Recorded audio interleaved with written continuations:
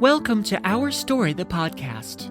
Every month, Pastor Mark from Harmony-Toluca Lake sits down with a guest to discuss their journey of faith from an inclusive, affirming point of view. These personal stories are part of a colorful tapestry of individual life experiences that transcend the boundaries of church by connecting us all together, collectively, through faith, hope, and love. This is Our Story. Hey everyone, Pastor Mark here with Harmony-Toluca Lake, and this is an affirming faith community and the second campus of Hollywood United Methodist Church. I have the great pleasure of meeting and having a conversation with the awesome Beth Mueller, one of Harmony's members, and we are together in a conversation here in the sanctuary at Harmony, and it is a beautiful day. It is. Welcome. So we recently had a sermon series that was very well received called Reshaped. Right. And so in that we focused on the topic of change.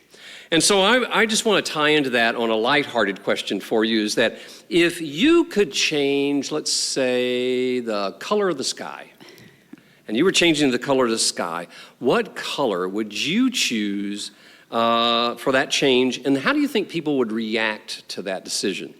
Interesting question. Thanks for the softball. I think I would like to see what color the sky was pre-industrial revolution and see what color the blue was. And I'm remembering during the pandemic when things stopped and traffic stopped and all around the world people were acknowledging that the air was cleaner and it looked better. I'd like to see what that blue was like, thousands of years ago even. Make that a new Crayola color. Oh, I bet you it was gorgeous. I think so, yeah. And I think how it would affect people, it would just maybe help us see the difference that we make with the choices that we make about, what we drive and what we burn and how we fuel our lives. And hopefully it would help us have a goal to make it a better world, environmentally. Yeah. Right. Do you remember what it looked like during the pandemic? Yeah, it was beautiful. Right? And it was quiet. Clear sky. Yeah. And in fact, LA suddenly was getting a great reputation of being one of the best cities in the world. Right, yeah. And India, too. All over India, people were so surprised that the color of the sky was clear. And it just took, a week or so to blow it out of there and clear it up. And we can do this. Yes, we can. All right, so let's dig into talking about your faith journey over time. And so one of the first questions that I have for you is, who in your mind, I want you to think back, who in your mind created an impression for you, the first memory of a loving, accessible God? I suspect there are many before fourth grade, but I'm going to talk about one from fourth grade. I went to a Catholic school, and I got an excellent education there. And I remember my fourth grade teacher, Sister Rock, and we were in the middle of the school year, and we were going to have a new student come. And this was in Minnesota. And the new student, it was coming from California, oddly enough. And Sister Rock took me out of the classroom before the student got there. And I remember standing in the hallway, and she was telling me that I was going to be Leanne's friend, and I was going to make sure that Leanne had friends, and she was included with the things that we did, and that I would help her with her studies. And there was no doubt about it that Sister Rock had confidence in me, and she said, you're going to take care of her. And I really think that's indicative of what we're here for in the first place. And she gave me a chance to act on my understanding of what God was and who God was, and to step in and care for someone else and put someone before myself, even in fourth grade. So I remember her, and she was also a great softball coach. But she gave me the opportunity to be the best me that I could, to be what she saw in me. And when we think about what God sees in us, it's nothing but the best. And she had confidence that I would step up to that. Nice. Yeah. I love that Sister Rock. Right? Who's going to argue with Sister Rock? You know? She was cool, though. She was one of the purple pantsuit nuns after Vatican II came through, and they didn't have to wear the habit anymore. She was cool. All right, nice. Yeah. Well, so in talking about God, and of course God is known by many names, I love thinking of God as the divine creator. And so when you think of the divine creator, what comes to mind for you? Science. In the last maybe 6 or 7 years, science comes to mind for me, and the way that we have been able to move forward and discover new things about the universe. And I think every time we learn something about the natural world, we learn something about God. We learn something about the Creator, and we get closer and closer to understanding what an incredible God we have, and how important it is for us to see our place in the world and understand our stewardship. But like I was at the observatory 2 nights ago, and was asking a scientist about the James Webb telescope, space telescope, because they had these huge images of outer space and different galaxies, and they were beautiful and colorful, and I didn't understand how, okay, we see in the visible light, we see in the light that has these colors around us, but the space telescope does not. It looks at the infrared, where there's nothing but zeros and ones, and I was asking him, how did the colors come around?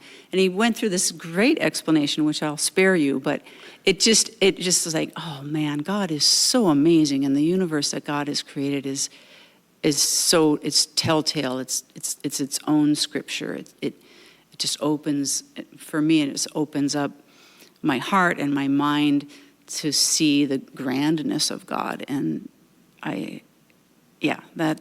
that's what I think of lately, is science as a name for God, and think of other words that work with that. But divine creator is certainly one that I fall on. Yeah, love, the energy of love. The science, the energy of love. Love is an actual force that gets things done in the world, and that's God. The Bible tells us God is love.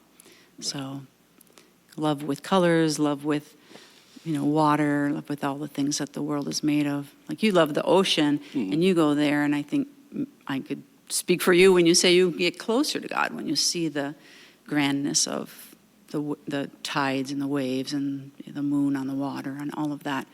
It's God calling us, saying, hey, you think this is good. I made this. Yeah. Yeah, I hope that helps. Yes. And that reminds me of how much you love the world, how much you love Earth and and the climate care. And so that's an important facet of who you are. Can you describe more about that?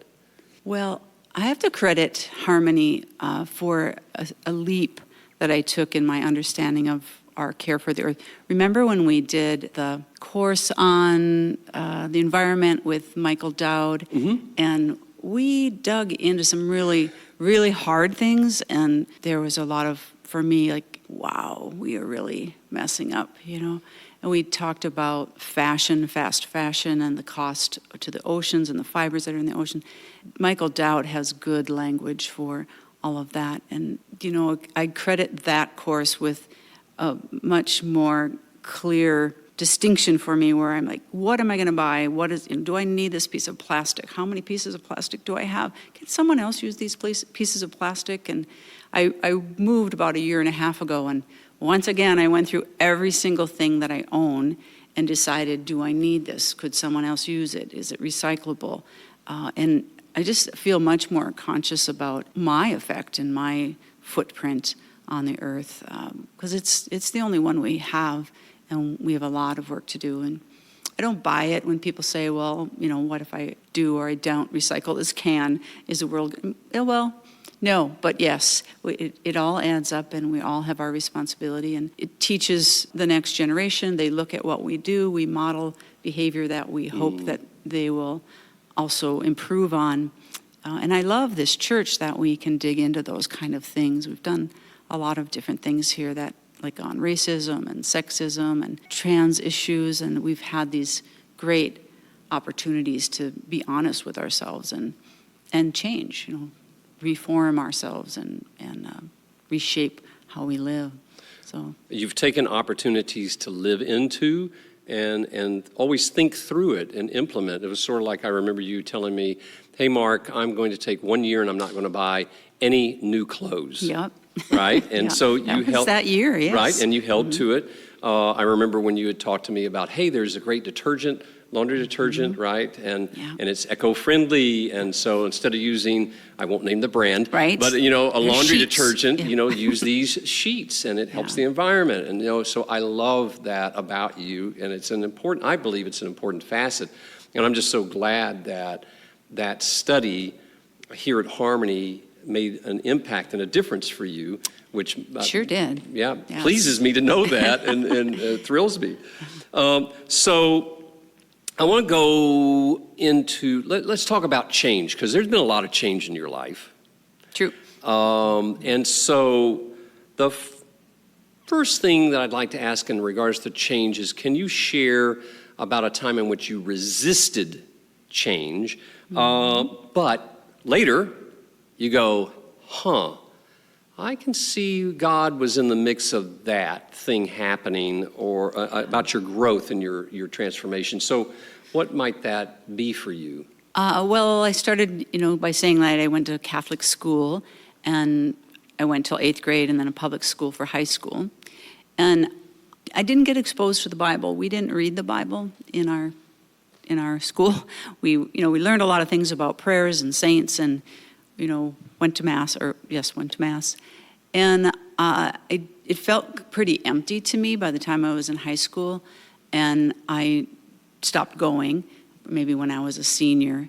And a lot of things were going on. That was like 1980, 1981, and evangelicals were going to jail for extortion and dishonesty, and I didn't like the praise music, and I love music.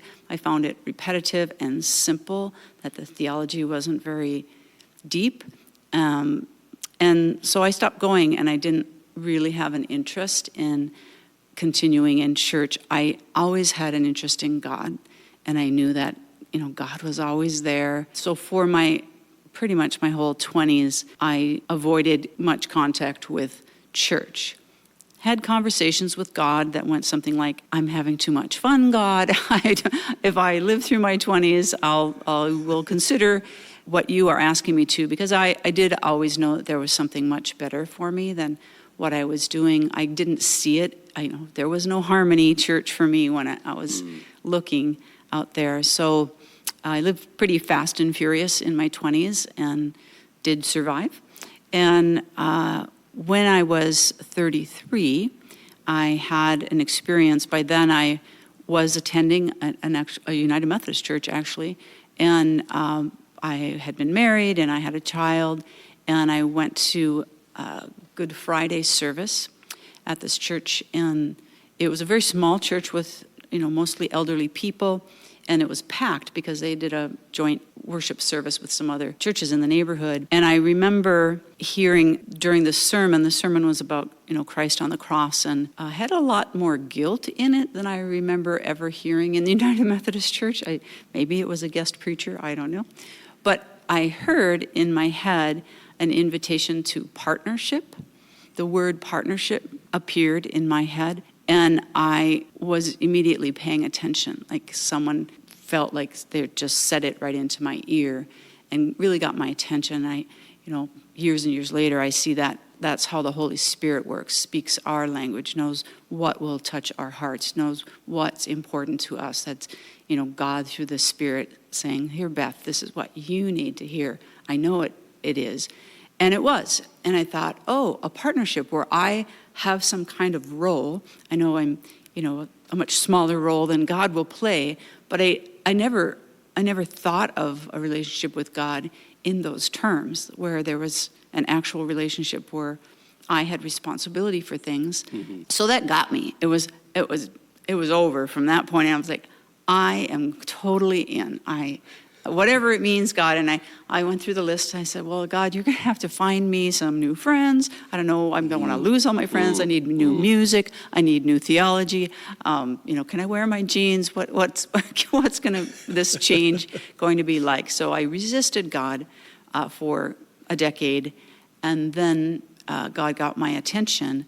And I think that I can use all that resistance and that decade and relate to people who just feel like there is nothing that the church is offering that fits their spirit.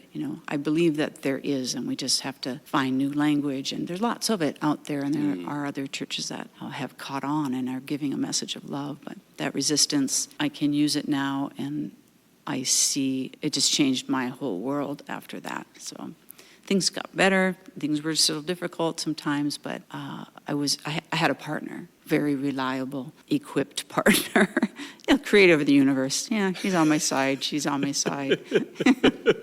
Yeah. I love that, the way you're describing it, Beth, because so often individuals look at God almost as a separatist. Mm-hmm. It's like it's a top-down kind of viewing, or when we say, hey, I have a relationship with God, but it's not really one in which you're working together. It's still top-down, and it's almost like, okay, God, you tell me what to do. And I love the way you described it as a partnership. Yeah, it worked for me too, like that word. Oh, okay. Because we're partners. We're partners here on earth, and Christ is working with us, through us, and that puts us in a position where we have to also do the work. Right. Jesus said, you'll do even greater things than I have. What? Okay. Maybe that's because with the power of so many more than Jesus had around him at the time, we can change the world for the better. That's right. Yeah. Preach it. So as we talk about change, so that was a resistance to change, but then have you experienced something that was a significant change that strengthened your faith or brought you closer to God? Yes. I can tell you a story about a time when I thought I was on the path that I was meant to be on, and the path went a different direction. And so I was 33 at that time. Eventually I got a job with United Methodist Conference in Minnesota. I worked in urban ministry for 5 years. And during that time, I discerned a call to ministry and answered the call, the literal come down the aisle from the bishop at conference. If you're feeling moved by God toward ministry, and someone will pray for you, and you sort of begin the discernment process about what and where and all of that. So I answered, and I didn't know what that meant as far as what kind of ministry, but eventually I thought that I was to be ordained, and part of that process is to get a master's degree in divinity.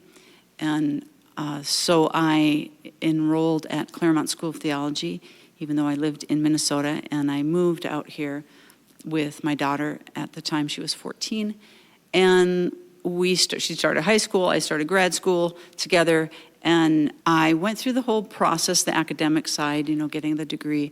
And then in the United Methodist Church, we have a pretty arduous ordination process that runs parallel to the academic piece, and it's very personal, and you do a lot of writing about theology and your relationship with God and your strengths and your weaknesses, and you lay out everything that's personal and maybe had been private before to a group of others to determine whether you are fit for ordained ministry. And it's a long process. It takes like a year. I did it 3 times, and I failed 3 times, and it was tough. I'll tell you something about it. The first time it happened, I understood why they said, no, come back next year, because I personally wasn't in a place to be able to be a healthy clergy person for another congregation. I had some work to do, and that was just going to be a matter of time. The second time, I took a year off, and I went again, and the second time I was just crushed. I remember getting the email and standing up and just falling in a ball in the archway of, between rooms in my apartment. I cried for like 2 weeks. I could not stop crying, and I guess I'm not done now. Here's some tears, but it just hurt so much, and I needed a long time to even think about it. And then I would talk to some people who were mentors for me, and I was encouraged to try one more time. And I'm like, wow, really? How many times can I keep opening this vein, right? And so I did. I tried a third time, and when I got that email that said I didn't make it, I just burst out laughing, and I was so relieved, and I felt so much lighter. And I had this many conversations with my partner, God, about, okay, I'll do it. I feel like I'm being asked to do it again. And I just felt like God just lifted me up and said, good job, good job. That, I needed you to do that. You did that. Where is the redemption of all that? Where is the blessing out of all of that suffering and work?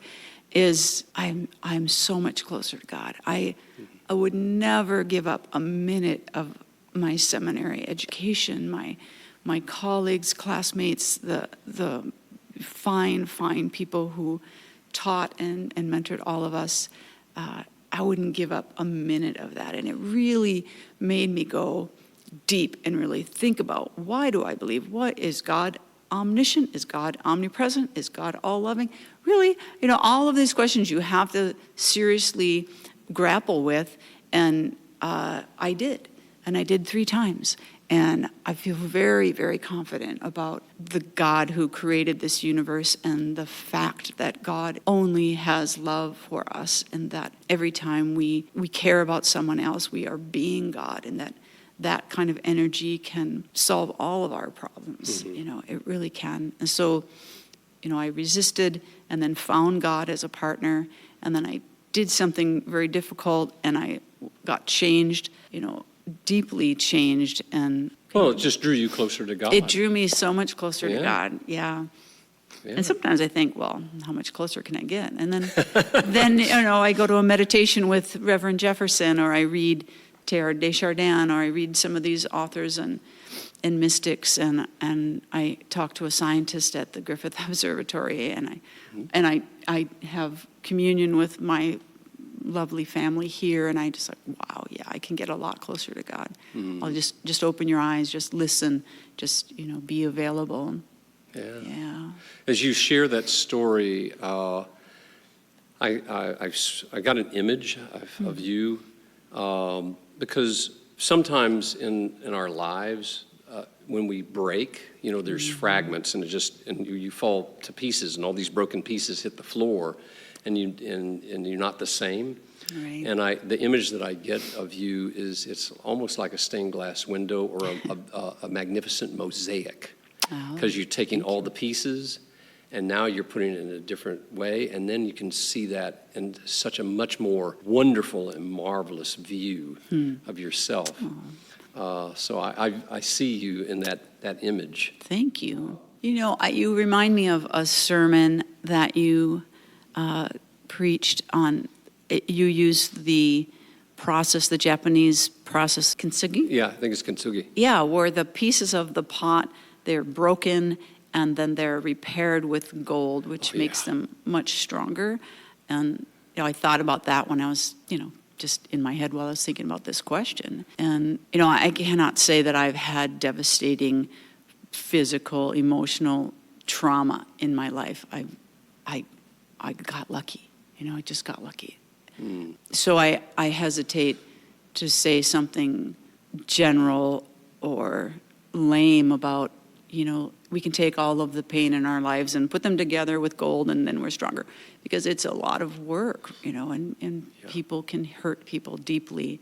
And I love that the church is a place for all of us to come and be real and be honest, and to be careful about how we treat each other. Right. And not cause any more cracks, but maybe offer some gold to help piece things back together. perfect segue to another question I've got for you, because I think, so isn't it interesting, when you get to take a chance to take a look back and you're like, why didn't that happen? Why didn't this happen? But it frees you when you realize, for an example, you used to do a Skid Row ministry. And so you talk about offering and filling in the cracks, right, with gold. Yeah. What was that like, Skid Row ministry? Wow, it was incredible. That is a transforming experience for sure.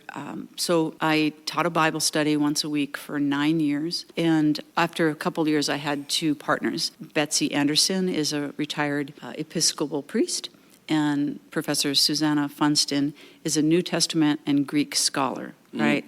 So in Skid Row, where you might say the poorest of the poor are, and a lot of people who are forgotten and struggling, they had a professor of New Testament and a Episcopal priest and, right. Me, just someone who cares a lot on the team. And I mean, we would read scripture and sit in a circle and just make it possible for people to tell their stories and talk about what the scripture means to them. And you want to learn something about scripture, open it with people who are different than you and hear what the Spirit has to say.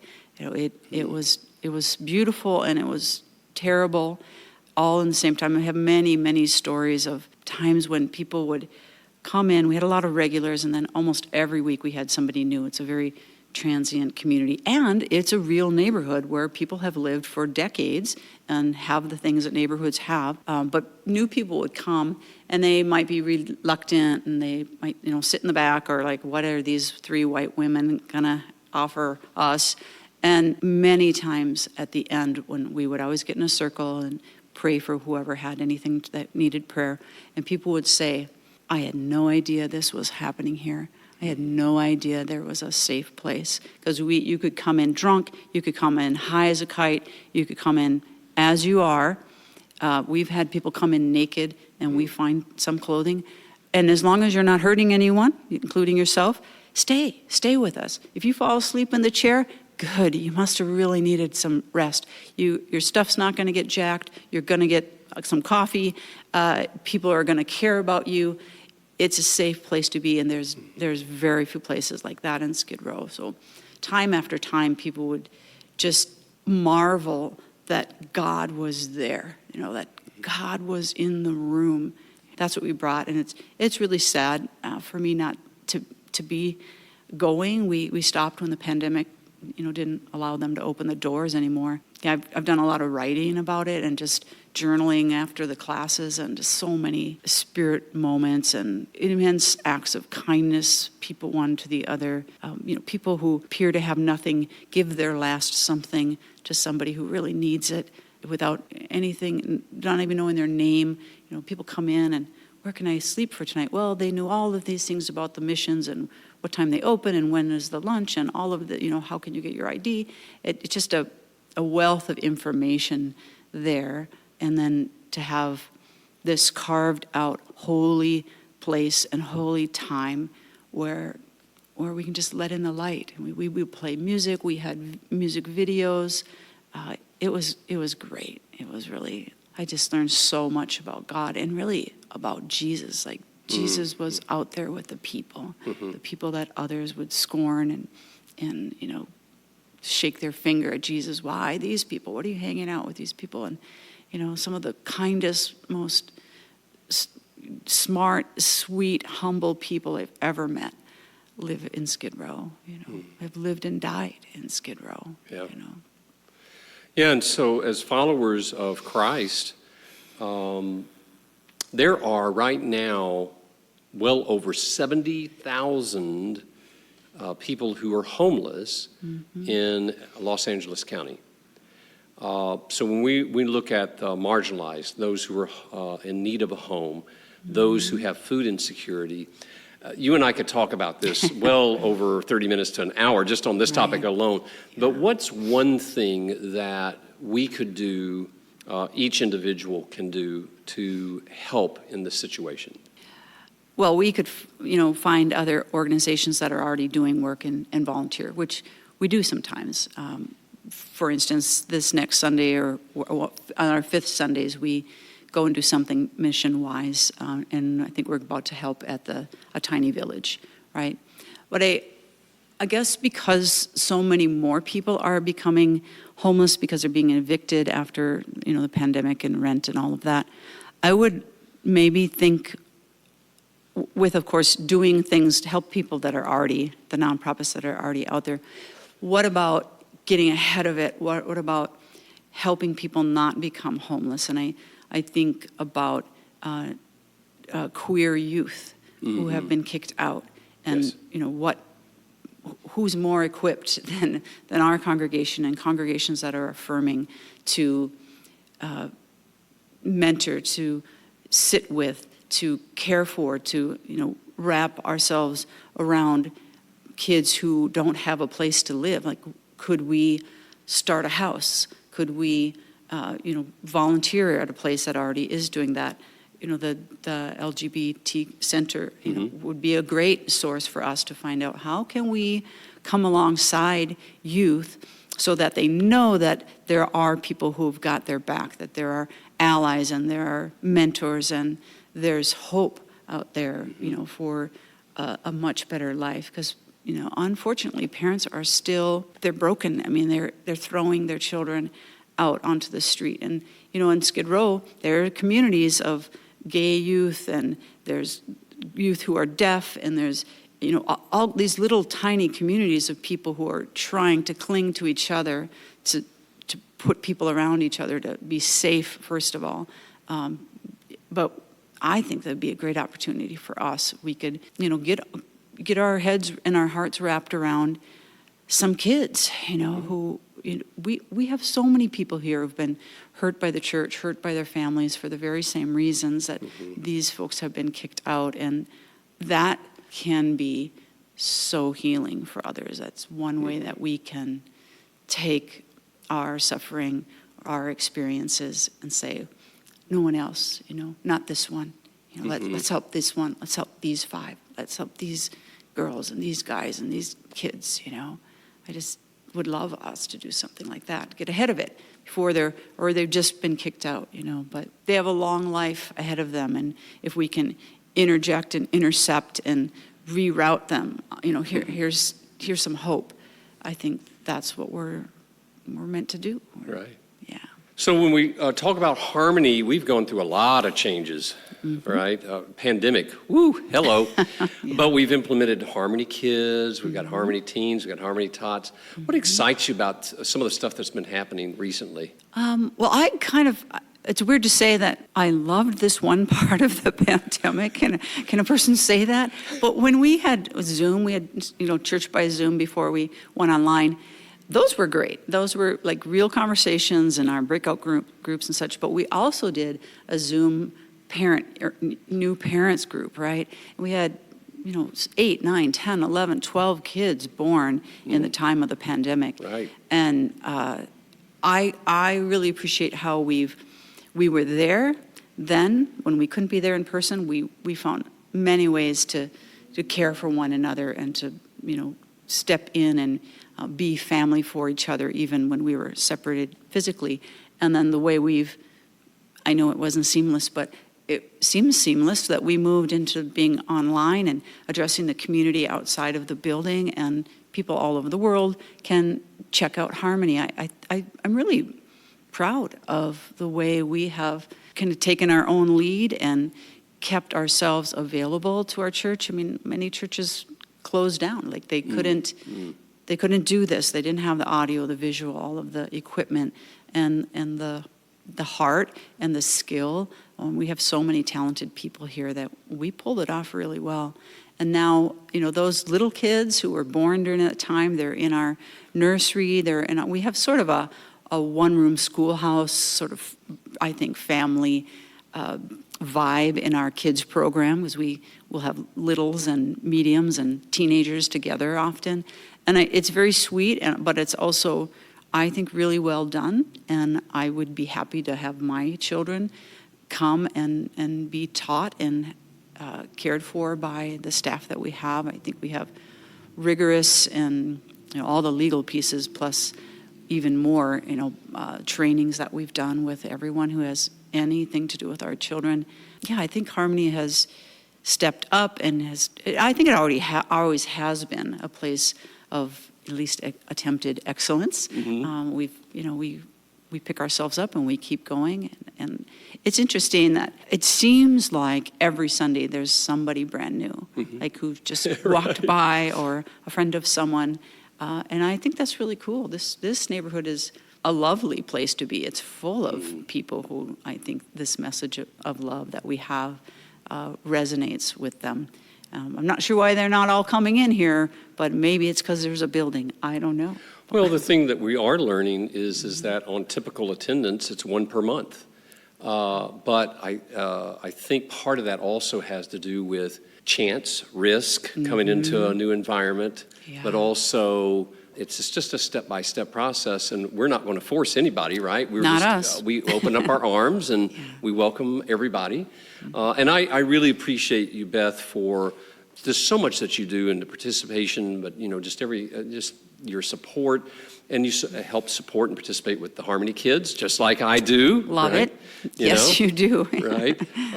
So it might be unusual for the lead pastor to be teaching, but hey, that's what we enjoy doing because it allows me to be with the kids who I just adore and love, and being able to, I think that's a great connector for the kids is suddenly they're with the pastor for a Sunday, Absolutely. Right? While also the gift of Rev Jefferson, who's leading the meditation Sunday. Yeah. So it's a lot of fun. So we're almost at the end of this. I'm just wondering, has Harmony supported you in some way with the changes that have occurred in your life? Yes. So I think we're almost at 6 years. October will be 6 years. And I came in just after the beginning, so maybe 5.5 years. And a lot of things have happened in 5.5 years.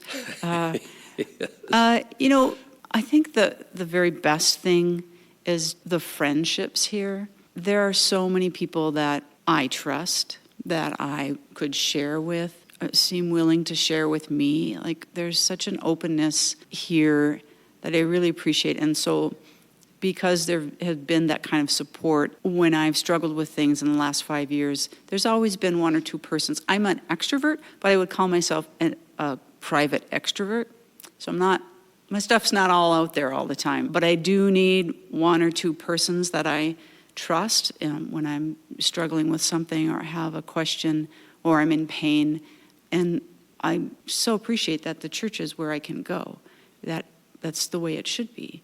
I wish everyone I know would come here and just start to see what it means to have a faith community where you can say, it's a little old-fashioned to say, how is it with your soul? But, what's going on with you? Where do you see God in your life? Or where do you wish God was in your life? Or, what does it mean to you to hear from a divine creator?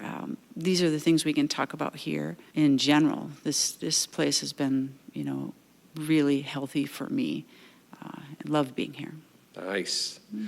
So I have one last question for you. If you could change one thing about change, one thing about change itself, what would it be? But it can't be getting rid of change altogether. No more change. How about that? Okay, right. So what would it be? Okay, if we didn't have change, we would all just die, right? We have to have change. Let's see. When I think about words, like comforting words like stability, some people find that comforting, reliability, dependability, those words help us feel grounded. We know what to expect. We're not going to be knocked off course by somebody's, we're going to do this instead. That brings us some sort of comfort. And I guess if I was going to change, I would hope that when we meet change in our lives, which is always, that we release ourselves to feel that way, to feel like, okay, this is a change. It's going to be new. It's comfortable because I know we're always doing that. We're always changing.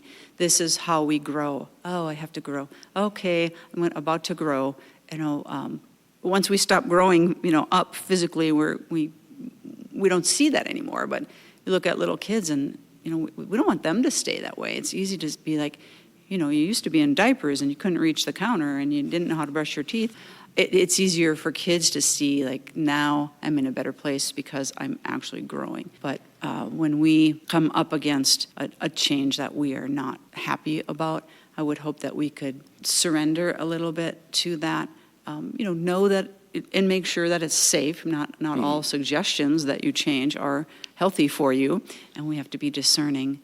But I would hope that we could accept that most changes are for our benefit. Even if we resist them, it might mean we have our own blockage where, I don't want to let go of that because I'm comfortable with that. But like in my case, I let the resistance go and let God be a partner, and opened up the whole world and the universe, which I'm fond of. Well, it is so great to be able to spend time with you, Beth. Thanks, Mark. You too. And I know that everyone listening is getting that blessing as well. And hey, you know what? I think that people might enjoy throwing a football with you and the two of us, right? Can we? Yes, we love throwing footballs out in the lawn, don't we? Yes. Right? So just want to say thank you to everyone. Again, it is just a joy to be able to connect with everyone listening to the Harmony podcast, and we look forward to the next experience to share with you as well. And we just, again, want to thank Beth Mueller for the honor and the pleasure of this conversation today. Thank you. Thank you. My pleasure. Peace.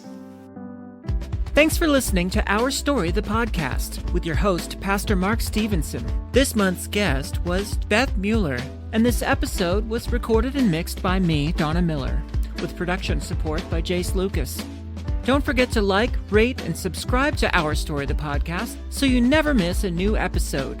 You're listening to the Harmony Podcast Network, sponsored in part by Hollywood United Methodist Church. Find us on Instagram at Harmony_TLC and on Facebook at HarmonyTL. We'll see you next month for a conversation with Gaddison. Until then, as Pastor Mark likes to say, peace.